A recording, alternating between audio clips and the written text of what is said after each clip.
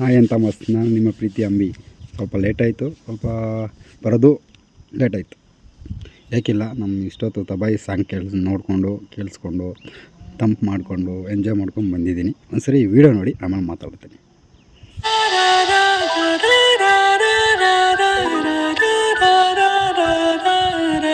ನಿನ್ನಂತ ಸ್ವಾರ್ಥಿನೂ ಯಾವತ್ತಾದ್ರೂ ಪ್ರೀತಿಲಿ ಬೀಳ್ಬೋದು ಅನ್ಸುತ್ತಾ? ಕಷ್ಟ ಅನ್ಸುತ್ತೆ.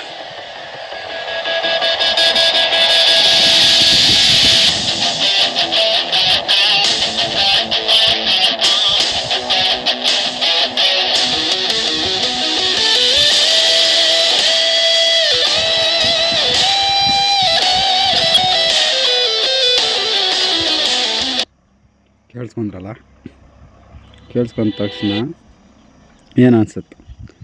ನಮ್ಮ ಯಶ್ ಬಾಸ್ ಅವರು ಒಂದು ಡೈಲಾಗ್ ಹೇಳಿದ್ದಾರೆ. ಏನಂತ? ಲವ್ ಇದೆ ಚಾನ್ಸೇ ಇಲ್ಲ ಅಂತ ಹೇಳ್ತಾರೆ. ಬಟ್ ತಬಾಯಲ್ಲಿ ಕಿರಾ ಅದ್ವಾನಿ ಅವ್ರ ಹಿಂದ್ಗಡೆನೇ ಇರ್ತಾರೆ. ಬಟ್ ಲವ್ವೇ ಆಗಲ್ಲ ಅನ್ನೋರು ಲವ್ ಮೋಡಲ್ಲಿ ಬಂದಿದ್ದಾರೆ ಅಂದರೆ ಏನು ಕಾರಣ ಇರಬೇಕು, ಮತ್ತು ಯಾಕೆ ಅವ್ರಿಗೆ ರಕ್ಷಣೆ ಕೊಡ್ತಾಯಿದ್ದಾರೆ? ರಕ್ಷಣೆ ಅನ್ಬೋದು, ಇಲ್ಲಾಂದರೆ ಅವ್ರ ಹಿಂದೆನೇ ಇದ್ದಾರೆ, ಲವ್ವಲ್ಲಿ ಬಿದ್ದಿದ್ದಾರೆ ಅಂತ. ಬಟ್ ಈ ಡೈಲಾಗ್ ಕೇಳಿದ್ರೆ ಚಾನ್ಸ್ ಇದೆಯಾ?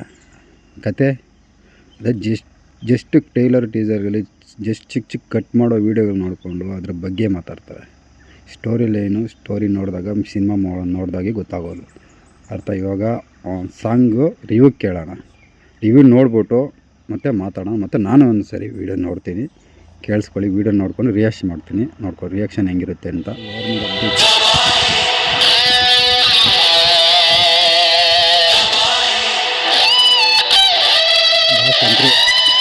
ಎಲ್ಲ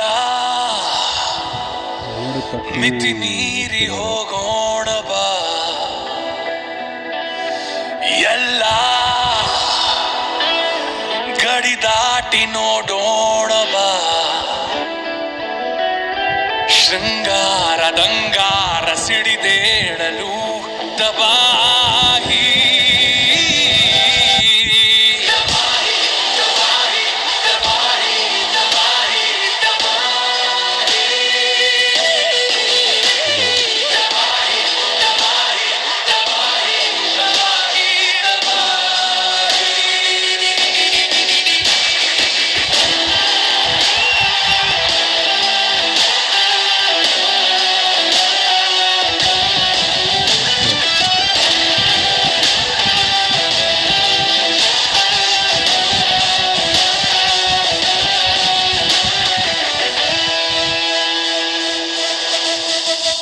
ಸಾಗರ ಸರಸರ ತಡವನು ದಾಟಲು, ಭಾವದ ರಭಸವು ಎದೆಯನು ಮೀಟಲು, ವೈಯಾರ ವ್ಯಾಮೋಹ ಜೊತೆ ಸೇರಲು ತಬಾಹಿ.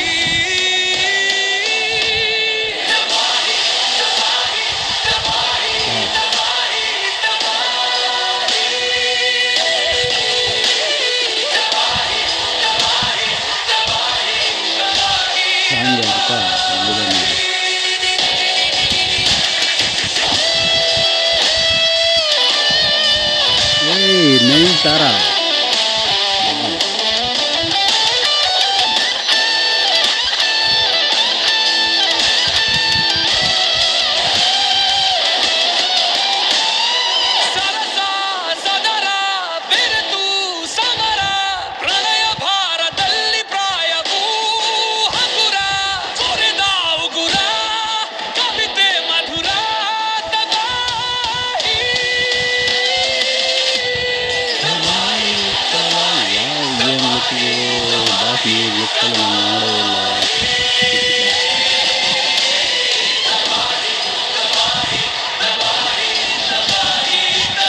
ಎಷ್ಟು ಡೀಪಲ್ಲಿದ್ದಾರೆ ಅಂದರೆ ಹಿಂಗೆ.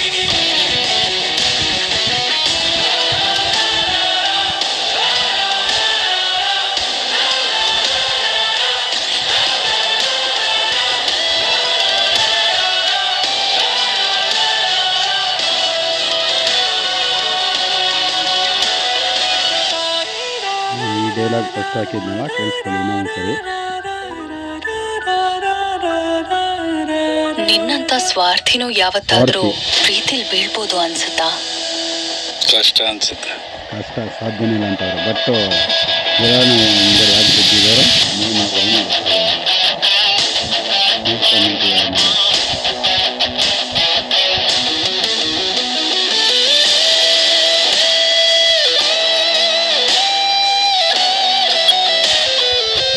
ಏನೋ ಚಂದ್ರಲ್ಲಿ ಇರಬೇಕು, ಇಲ್ಲಾಂದರೆ ರಶ್ಮಿ